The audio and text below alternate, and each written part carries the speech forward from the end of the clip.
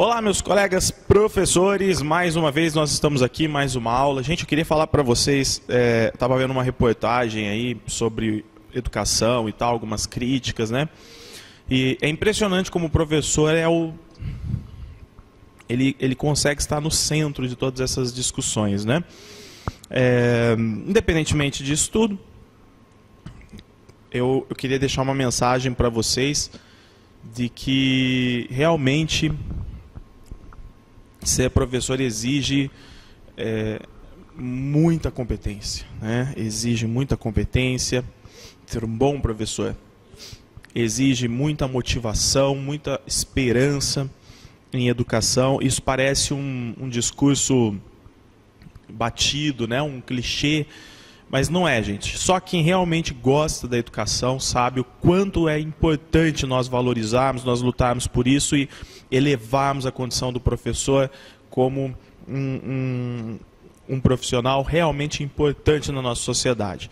Enquanto o Estado não reconhece isso plenamente, vamos batalhando, vamos nos preparando e cada vez mais nos tornando essenciais nessa nossa sociedade brasileira. Pessoal, eu vou fazer uma aula aqui agora, que é sobre didática e democratização do ensino. Essa aula trata-se de um capítulo de um livro do professor Libânio sobre didática. E cai em provas, tá? Cai em provas tanto para PEB 1 quanto para PEB 2. Então a gente vai ver o quê? Didática e democratização do ensino. Didática e democratização do ensino. Bem, então vejam o seguinte, vamos partir aqui da palavra didática. Quando eu falo em didática,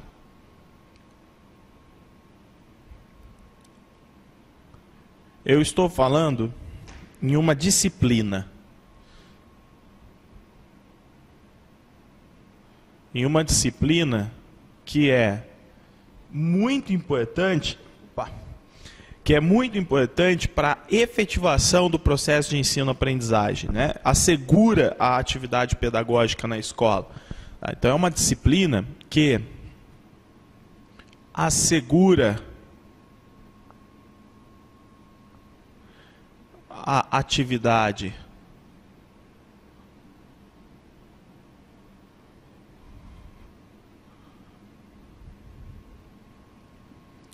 pedagógica na escola. Está aqui. Disciplina que assegura a atividade pedagógica na escola.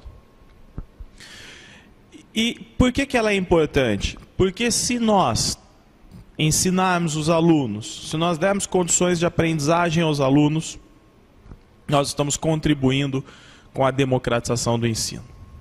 Tudo bem? É justamente sobre isso que nós vamos falar, dessa relação. Nesse trabalho pedagógico, nesse processo de ensino-aprendizagem que é proporcionado pela didática, nós encontramos alguns elementos. Obviamente que aqui, pessoal, eu estou seguindo as ideias do professor Libânio. Eu não quero fugir muito das ideias dele, porque é uma aula para concursos, né? Mas esses elementos aqui são realmente muito importantes. Então eu tenho o currículo,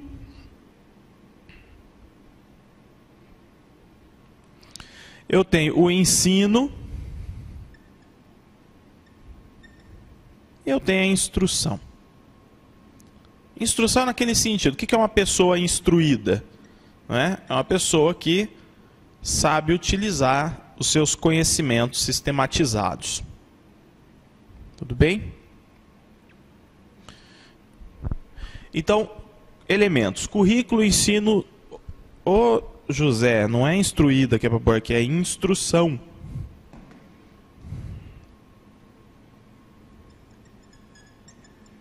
Instrução.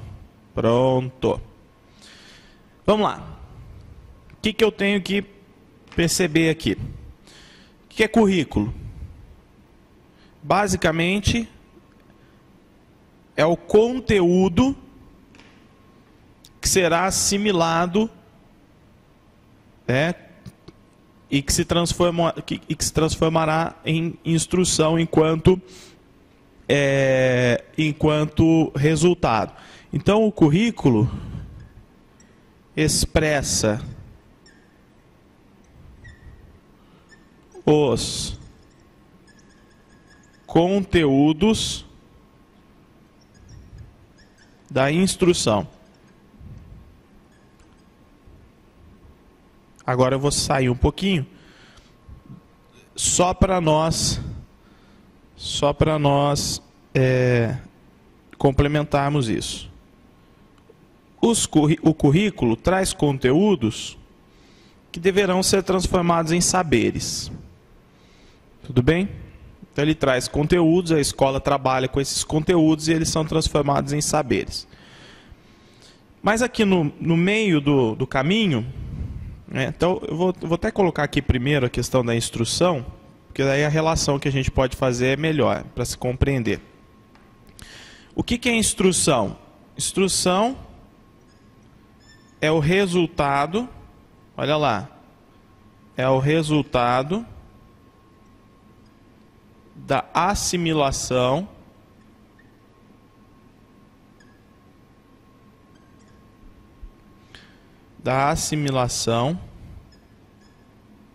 do conhecimento, resultado da assimilação do conhecimento sistematizado.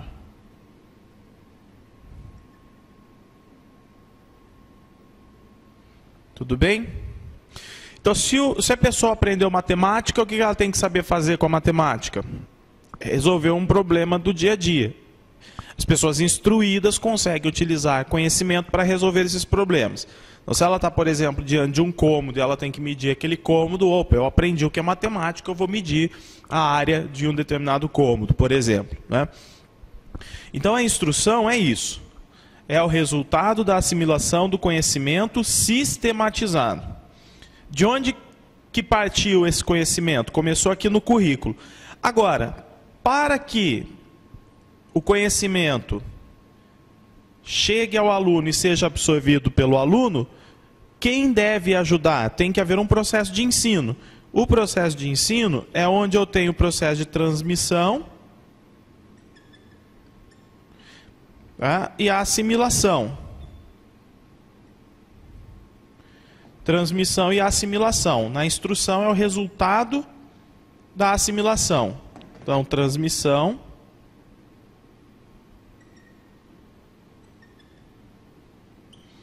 e a assimilação. Cabe a quem, pessoal? Cabe a quem transformar esse conteúdo aqui em uma ferramenta, em um desenvolvimento cognitivo no aluno? Quem que é o mediador dessa relação? O professor. O professor está aqui. Agora, para o professor conseguir fazer isso, ele depende de estrutura. Ele depende de um mínimo de organização estrutural, de escola, de uma escola que lhe garanta algumas ferramentas essenciais, não é? Então, basicamente, quando nós falamos de didática, nós estamos falando o quê? Isso aqui tudo envolve um trabalho pedagógico. Isso aqui tudo é um processo pedagógico. Tá bom? De ensino-aprendizagem. Partindo do currículo. O aluno, ele é uma pessoa quando entra na escola. Aí, quando ele sai da escola, ele tem que já sair transformada. Tudo bem? Ele já tem que sair transformada. Então, essa transformação ocorre aqui, ó, nessa relação aqui. Nessa relação didático-pedagógica. Tudo bem? Agora, essa relação, a efetivação dessa relação aqui, leva a quê? Leva à escolarização. Então, pessoas instruídas são pessoas que passaram pela escola, em outras palavras. Escolarização. A instrução pressupõe a escolarização. E a escolarização é importante para quê? A escolarização, gente, é importante para formar a personalidade, Então é importante para a formação da personalidade, é importante para a construção da autonomia do aluno, para o desenvolvimento da autonomia do aluno. O que mais? Conscientização sobre a realidade.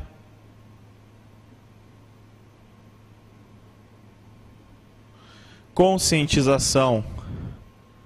A escolarização leva à conscientização acerca da realidade. Leva ao posicionamento na realidade. Posicionamento. O que envolve aqui o mundo do trabalho, né? A aceitação do indivíduo na sociedade. Então a escolarização leva a isso aqui. Se nós levarmos a discussão para um patamar mais crítico ainda, a escolarização do indivíduo é importante para que ele se reconheça como cidadão, reconheça qual é o ambiente que ele ocupa, em qual classe social ele está e como ele deve fazer para superar as dificuldades e lutar contra os interesses das classes dominantes. Isso se a gente trouxer aquela ideia, né, aquele pensamento crítico da luta de classes e tudo mais. Tá? Então a escolarização é fundamental. Só que essa escolarização aqui, o professor Libânio vai valorizar, obviamente, partindo de outros autores, como, por exemplo, o nosso patrono, né, da educação brasileira, o Paulo Freire. Em 2012, o presidente Dilma sancionou uma lei que deu esse título, né, ao Paulo Freire, de patrono da educação brasileira. Então, o Paulo Freire, por exemplo, vamos falar dele aqui, foi talvez o maior defensor da educação básica no Brasil. Uma pessoa, gente, que não tem educação básica não consegue ter chances na sociedade, principalmente nessa sociedade informacional que nós vivemos. Então, quando eu falo de escolarização, basicamente nós estamos falando o quê? Aqui nós falamos de assimilação de conhecimento sistematizado. Aqueles conteúdos, aquelas disciplinas que são estudadas pelo aluno, através dos processos de ensino-aprendizagem, elas precisam se transformar em conhecimentos sistematizados, para que o aluno utilize esses conhecimentos, não é? Então vamos supor, a escolarização pressupõe o quê? Obviamente que o aluno viver a realidade dele enquanto estudante, mas pressupõe aprender língua portuguesa, matemática, ciências, história, geografia. Dentro dessas disciplinas, ele perceber a realidade, não é? A realidade ser apresentada para o aluno de uma forma crítica. Pressupõe, então, uma transformação do aluno, né? Bem, nesse caso aqui, o professor Libânio vai valorizar o quê? Dentro desses conhecimentos sistematizados, valoriza-se muito a leitura e a escrita. A leitura e a escrita são fundamentais para o desenvolvimento de qualquer pessoa. Então aqui nós teríamos o quê? Nós teríamos duas habilidades, duas competências essenciais para a formação desse indivíduo que nós queremos e para que a escolarização realmente tenha efeito, né? Tenha efeito. Habilidade em leitura, habilidade em escrita. Agora, quais são os problemas que nós vivemos? Por que isso se discute? Por que o professor Libânio discute essa situação? Ele discute essa situação, assim como outros professores, porque não é a realidade que nós vivemos no Brasil de forma plena. Não é? Óbvio que nós temos escolas que fazem excelentes trabalhos, óbvio que nós temos pessoas escolarizadas no Brasil, nós temos estudantes que saem das escolas básicas e são cidadãos excelentes, que contribuem com o nosso desenvolvimento. Mas uma grande massa de alunos ainda está marginalizada. Isso quer dizer o quê? Isso quer dizer que nós não podemos dizer que no Brasil a educação está totalmente democratizada. Muita gente não tem acesso à educação. Muita gente não consegue se formar dentro da educação básica. Isso em virtude de quais problemas? A gente tem problema da evasão. A evasão escolar é um problema muito sério. É um problema sério porque o aluno, muitas vezes, durante um ano ali, até na segunda etapa do ensino fundamental, do ensino médio, no decorrer do ano, ele já vai fazer outra coisa. Ele sai da escola por vários motivos, não é?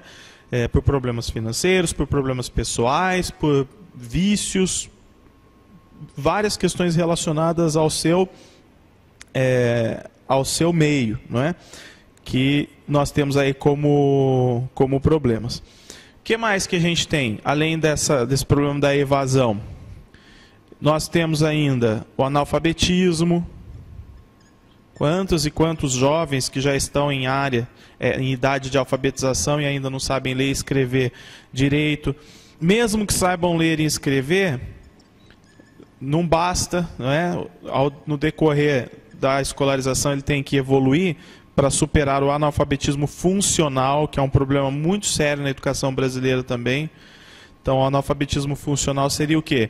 Aquele indivíduo que sabe ler, aquele indivíduo que sabe escrever, só que ele não consegue compreender a realidade. Quando lê um texto, não consegue interpretá-lo, tem uma visão distorcida ainda da sociedade, da política, da economia, justamente porque não compreende aquilo que lê, não é? E é justamente isso que nós temos que superar, porque tem um monte de pessoas, de cidadãos que sabem ler e escrever e acabam sendo enganados, passados para trás, tanto na política quanto no mundo do trabalho. Então, o analfabetismo funcional é muito sério. Agora, o que acontece? Para se resolver esses problemas aqui, nós precisamos de políticas públicas, políticas educacionais. Políticas educacionais. E o que nós queremos com essas políticas educacionais? Primeiro, estrutura, ampliação da estrutura. Ampliação da estrutura seria o quê? Mais escolas, mais vagas, maior qualidade dentro dessa estrutura, mais recursos disponíveis para o aluno poder aprender melhor, no caso, os materiais complementares, não é? Que são necessários para o aluno estudar, como o livro, o ônibus, o transporte, a alimentação e tudo mais. Isso é estrutura. Só que também nós precisamos de qualidade.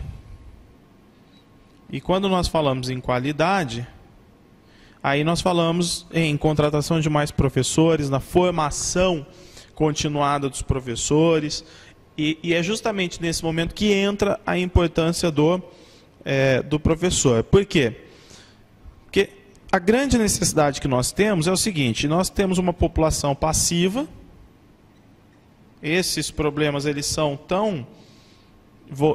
algo tão volumoso na sociedade, né? É tanta evasão, é tanto analfabetismo funcional, que a gente acaba tendo uma população caracteristicamente passiva.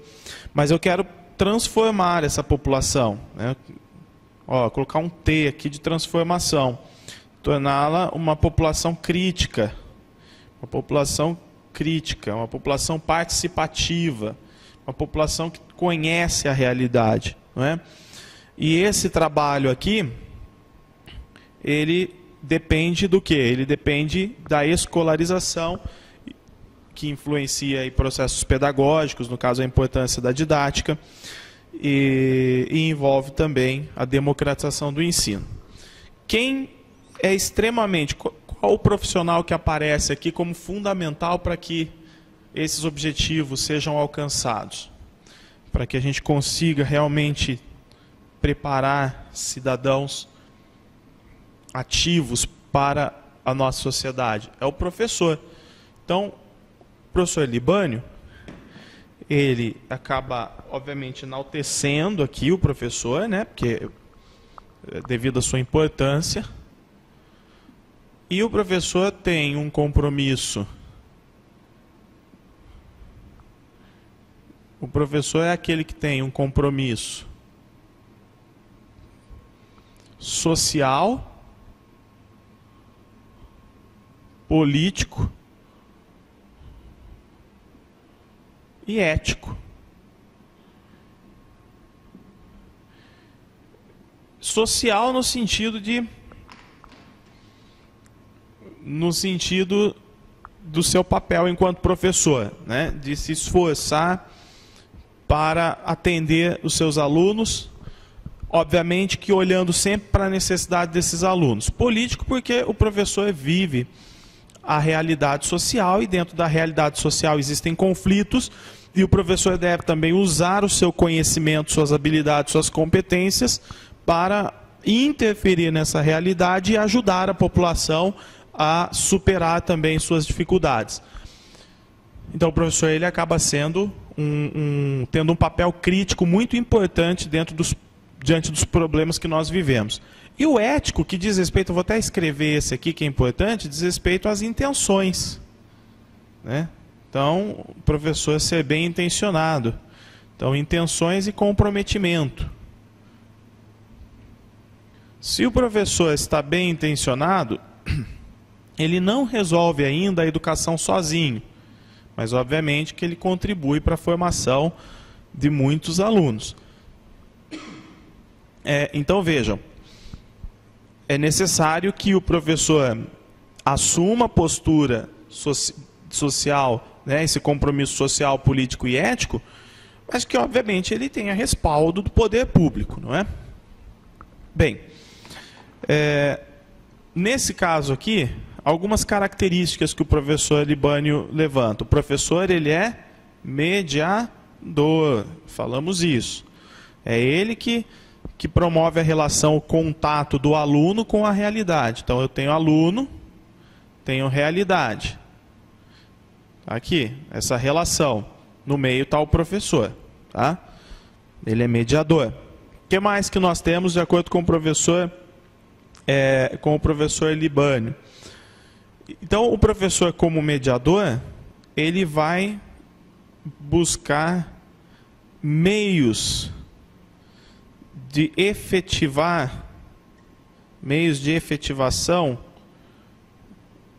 do processo de ensino-aprendizagem. Obviamente que o professor faz isso a princípio como, gente? Estudando, se preparando, né?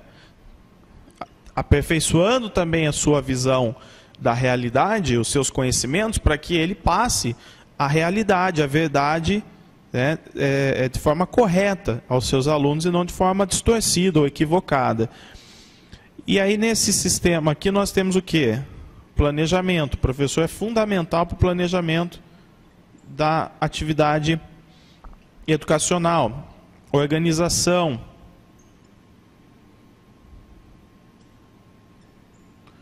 Então o professor também, tudo isso aqui está dentro desse compromisso social, político e ético. Ser organizado, planejar, encontrar meios, estratégias para efetivar o processo de ensino-aprendizagem, atuar como mediador. Obviamente, como nós falamos, posicionar-se de forma crítica diante dos problemas sociais, posicionamento crítico. Eu vou fortalecer isso aqui, conhecimento. O professor precisa ter conhecimento, gente. É uma pena quando nós vemos, eu vejo colegas meus às vezes falando assim: Vinícius, eu não consigo parar para ler, eu não consigo parar para estudar. São tantas aulas, são tantas correções, tanto cansaço, né, por causa dessa intensidade, dessa coisa frenética que se tornou da aula para muitos alunos, às vezes turmas aí de 40 alunos. A gente sabe hoje como está a questão da disciplina, que é muito complicada, mas isso tudo temos que continuar batalhando, encontrando meios, encontrando a forma racional de lidar com isso, tá, gente? Não quero desanimá-los. Nós temos que continuar em frente tentando resolver esses problemas da melhor forma possível, né? Então, eu vejo os professores às vezes reclamando, por quê? Porque não tem tempo para estudar, não tem tempo para se reciclar. E isso realmente é muito triste, porque o professor, a ferramenta dele de trabalho, a primeira ferramenta dele de trabalho é o conhecimento. E a gente precisa aprimorar o tempo todo, a gente precisa ler muito, pessoal.